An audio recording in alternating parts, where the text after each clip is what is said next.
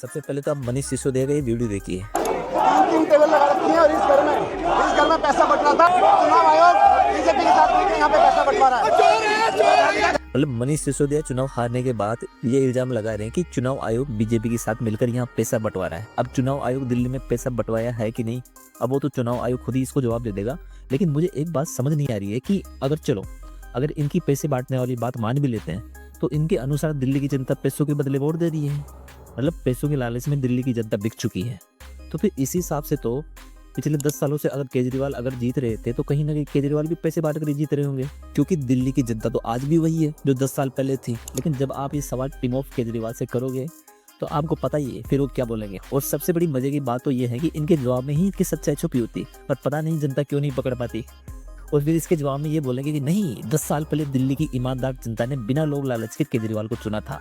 तो भाई आज 10 साल बाद आज दिल्ली की ईमानदार जनता ऐसी हालत में कैसे पहुंच गई कि आज इनको अपना ईमान बेचना पड़ रहा है। और ना मानो तो खुद आम आदमी पार्टी के सिसोदिया साहब खुद बात बोल रहे हैं। और कभी कभी मुझे ये सुनकर हंसी भी आती है कि यार अगर चुनाव आयोग ने सिसोदिया के इस बयान के ऊपर कोई एक्शन ले भी लिया, क्योंकि भाई आप उसी चुनाव आयोग पर चुनाव हारने के बाद सवाल उठा रहे हो जिस इलेक्शन कमीशन के अंदर आप 10 साल से जीतकर सरकार के मजे ले रहे थे, तो फिर इनको बचाने तुरंत ध्रुव राठी, रवीश कुमार जैसे निष्पक्ष पत्रकार आ जाएंगे। और मैं इनको निष्पक्ष क्यों बोल रहा हूँ, वो इनके आने वाले 5 साल के जो मुद्दे होंगे उससे मेरे साथ आपको भी अभी अंदाजा होने लग जाएगा। और वो कैसे होगा, जैसे 10 साल पहले केजरीवाल जिस यमुना की सफाई करवाकर यमुना जी को पिकनिक स्पॉट बनाने के वादे करके जीत के आए थे। और मजे की बात तो यह है कि केजरीवाल जी 10 सालों से इस पर बार बार झूठ बोल रहे थे। और इसमें अगर आप इन महान बनने वाले यूट्यूबर्स और पत्रकारों की निष्पक्षता को नोटिस करोगे तो इन्होंने पिछले 10 सालों में एक भी बार केजरीवाल से यमुना की सफाई का सवाल तक नहीं पूछा कि आप सफाई तो नहीं करवा रहे हो, पर आप झूठ पर झूठ क्यों बोले जा रहे हो। लेकिन अब आने वाले 5 वर्षों में इनको सिर्फ अब वही यमुना जी दिखने लग जाएगी जो पिछले 10 वर्षों से केजरीवाल जी ने इनको देखने के लिए मना कर रखा था। और अब इन निष्पक्ष ध्रुव राठी जैसे लोगों के सवाल क्या होंगे, मोदी की यमुना इतनी गंदी क्यों है। और अब जब इस मुद्दे से इनकी पार नहीं पड़ेगी तो ये केजरीवाल को नए मुद्दे के साथ लॉन्च करेंगे। और फिर इनको जो दिल्ली के अंदर जो प्रदूषण पिछले 10 सालों से इनको नहीं दिख रहा था, वो इनको अचानक से मोदी आने के बाद में दिखना शुरू हो जाएगा। और फिर इनके निष्पक्ष पत्रकारों के कैसे सवाल होंगे कि मोदी की दिल्ली में हवा में जहर, आपके लंग्स के दुश्मन है मोदी जी। और जैसे ही लंग्स की बात आएगी तो फिर केजरीवाल जी मफलर बांधकर खांसता आएगा।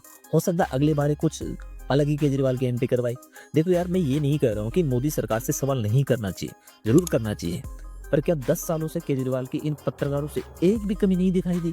और पिछले 10 सालों से इनको मोदी जी की एक भी इच्छा नहीं दिखी? है पॉसिबल? ऐसा कैसे हो सकता है? ऐसे कौन से कलर का चश्मा पहनते होगा? मतलब इनकी केजरीवाल सरकार के झूठे वादे और काम से दिल्ली की जनता ने इनको सरकार से हटा दिया। और इनके नेता अपनी हार को एक्सेप्ट करने की बजाय दिल्ली के लोगों पर नोट के बदले वोट के आरोप लगा रहे हैं। और मजे की बात तो ये हुई है कि इनके वारिस ध्रुव राठी ने भी अब एक्सेप्ट कर लिया है कि पिछले कुछ सालों से आम आदमी पार्टी दिल्ली में अच्छी परफॉर्म नहीं कर रही थी, फिर अच्छे काम नहीं करवा रही थी। और यहीं से ये लोग जनता की भावनाओं के साथ मैनिपुलेशन करके उनके साथ खेलना शुरू कर देते हैं। देखो, अभी ध्रुव राठी का अभी केजरीवाल को क्रिटिसाइज करना इसलिए भी जरूरी हो जाता है क्योंकि इसकी अपनी छवि जो केजरीवाल के साथ जुड़ी हुई है, ये भाई उसको सुधारने की कोशिश कर रहा है। वरना पिछले 10 सालों से ध्रुव राठी को सिर्फ मोदी की कमियां क्यों दिखाई दे रही थी और केजरीवाल की एक भी गलती इसको नहीं दिखाई दे रही थी।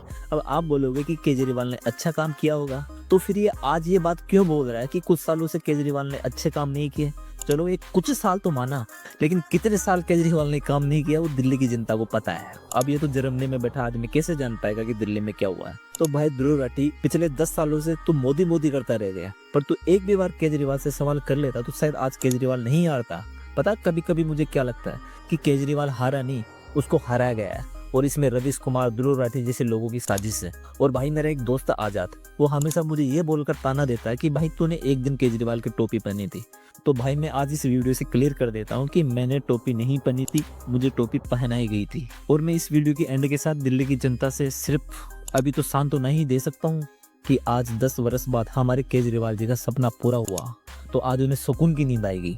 जैसे केजरीवाल जी का अब एक सपना तो पूरा हो गया, जैसे वो हमेशा बोलते रहते थे कि मुझे सिक्योरिटी नहीं चाहिए, तो अब उनकी सरकार दिल्ली में तो हार ही गई, तो ये सपना तो उनका पूरा हो गया। यार मुझे ऐसा पता नहीं क्यों लगता है कि केजरीवाल इसलिए हारे हैं क्योंकि केजरीवाल ने वादा किया था कि मैं मुख्यमंत्री बनने के बाद सिक्योरिटी नहीं लूंगा, और शायद फिर केजरीवाल के कहने के बाद भी उनकी सिक्योरिटी नहीं हटाई गई, तो मजबूरीवश केजरीवाल जी के पास हारने के अलावा कोई ऑप्शन नहीं बचा था। मुझे अब ऐसा लग रहा है कि पिछले 10 सालों से केजरीवाल जनता के सारे मुद्दे बुलाकर खुद की सिक्योरिटी हटाने के मुद्दे में ही लगे हुए थे। और मुझे ऐसा लग रहा है कि कहीं केजरीवाल अगला इलेक्शन खुद की सिक्योरिटी हटाने के मुद्दे के दम पर न जीत जाए। पर कोई ना यार, जोक सपाट। सोचा केजरीवाल ने 10 सालों से दिल्ली के दिल वालों की जो अपना दिल तोड़कर सेवा की है, तो सोचा थोड़ा उनको हंसा दूं, पर मुझसे नहीं हो पाया। ये तो चुनाव है यार, कभी हार तो कभी जीत चलती रहती है। पर इस चुनाव में एक बात तो समझ आ गई मेरे भाई कि दिल्ली की जनता ने कांग्रेस को मौका दिया, फिर अच्छा नहीं लगा तो बीजेपी को मौका दे दिया, और फिर केजरीवाल को मौका दे दे। अब इनको बीजेपी का काम पिछले 10 सालों में अच्छा लगा तो इस बार बीजेपी को मौका दे दिया। चलो फिर यहाँ दिल्ली की जनता तो बीजेपी या फिर मोदी को समझ गई, और शायद सही बात है, कुछ अच्छा किया है तभी फिर से इस बार बीजेपी को मौका दिया है। लेकिन यार मुझे यहाँ पर उन लोगों के लिए दुख होता है जो आज तक सिर्फ एक ही धारणा के साथ अपना जीवन काट रहे हैं कि मोदी ने किया ही क्या है। मोदी का एक भी काम बता दो जो अच्छा किया है। भाई कभी कभी मुझे इन लोगों के साथ ये जो साइड में वीडियो चल रही है, ऐसी फीलिंग आती है। मतलब इनको जो हाथ बढ़ाकर आगे करने की कोशिश करते हैं, जो इनको लगता है कि ये हमें आगे बढ़ने के लिए हाथ दे रहा है, पर ये कभी जीवन के उस दूसरे हिस्से की सच्चाई को समझ ही नहीं पाते। इनके दिमाग में ऐसी ही चीजें भर दी गई है कि इन खुद को ही नहीं पता कि इनके साथ क्या हो रहा है और ये क्यों नहीं आगे बढ़ पा रहे हैं। और अगर ये थोड़ी हिम्मत करे भी तो इनको पता भी पड़ जाए कि भाई जीवन का दूसरा पहलू भी देखा करो कि शायद तुम सच जान जाओ। क्योंकि जीवन में ऐसा कोई इंसान नहीं होगा जो 100% सही हो, और जीवन में ऐसा भी कोई इंसान नहीं होगा कि जो 100% गलत हो। जो तुम आज मोदी को मान के बैठे हो कि मोदी ने एक भी अच्छा काम नहीं किया, मोदी तो पूरी तरह गलत है, तो भाई मुझे कभी कभी दुख होता है कि तुम अपना सारा का सारा जीवन इस वन साइडेड दुनिया में मन निकाल देना। जैसे इस आदमी को कभी सच पता ही नहीं पड़ेगा कि जो इसको हाथ दे रहा है वो उसको ऐसी सिचुएशन में डालने के लिए जिम्मेदार भी है, और ये खुद हाथ देने वाला आदमी भी जानता है कि मैं इसको काट रहा हूँ, पर ये भाई साहब इस चीज को मानने को तैयार ही नहीं है और इस बात को मानते ही नहीं है। अरे भाई अब तो दिल्ली वाले भी मान गए कि वाह मोदी जी वाह।